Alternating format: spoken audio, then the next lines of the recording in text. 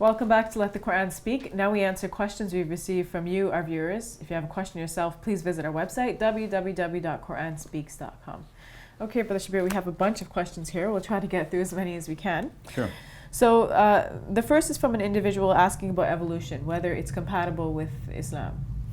Yes, I don't see that there is an incompatibility. I see that, except for in one area, and the one area is that whereas evolutionists generally describe the evolution of life without any reference to God, so they will speak as though natural forces create the results, whereas from a Muslim point of view, God is always at the helm. God is doing everything. So whatever natural processes we are describing, with the help of scientific understanding, God is behind all of those processes. So evolution is a process, and we would say that God is behind that process. God is the creator of the world, regardless of the changes that you can describe in scientific terms. So those changes themselves are brought about by God himself.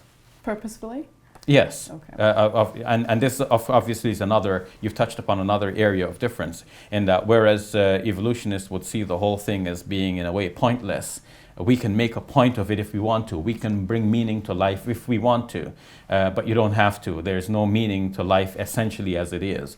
Whereas from a religious point of view, God gives meaning to life. Without God, life has no meaning. That's true. But yes, we believe that life has meaning because there is a God who brought this whole thing into existence and brought us as part of it into existence for a reason. So our lives have meaning and purpose. So in other words, we can study the evolution and feel comfortable doing so. Yes. All right. Okay, this is another question about this person living in a country where there are many different versions of Islam. So he's asking which version of Islam is correct, or should he follow?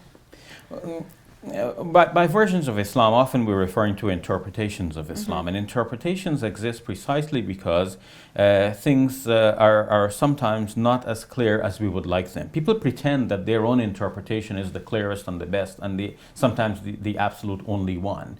But on what basis would they claim that? By definition, if a thing is clear, it is not debated, and if a thing is debated, it is not clear.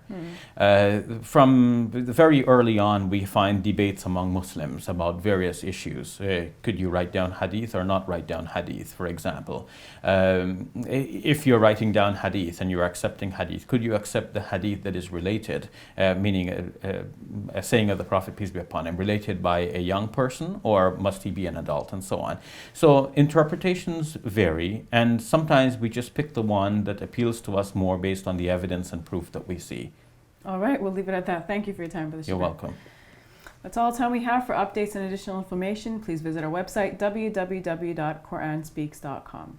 And write to us, because your comments and questions help guide the show. I'm Safiya Ali. For all of us here at Let the Quran Speak, thank you for watching. I'll see you next week. Allahu Akbar, Allahu Akbar.